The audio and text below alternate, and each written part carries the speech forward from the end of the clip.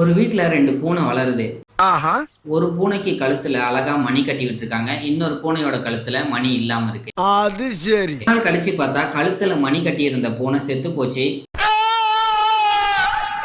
கழுத்துல மணி கட்டாத பூனை நல்லா ஹெல்த்தியா வாழ்ந்துட்டு இருந்தது. கழுத்துல ஒரு மணி கட்டுறதுனால ஒரு பூனை செத்து போகுமான்னு பாக்குறீங்களா?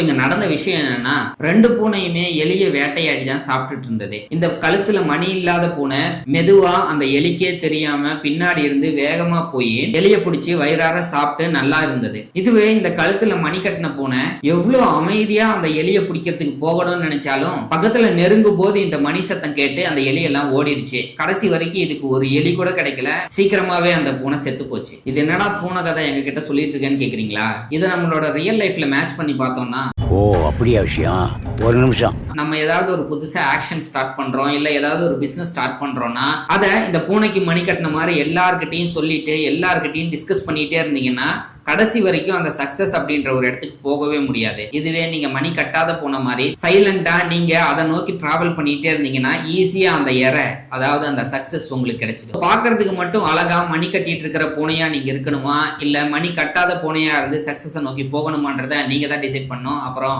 நாளைக்கு பார்க்கலாம்.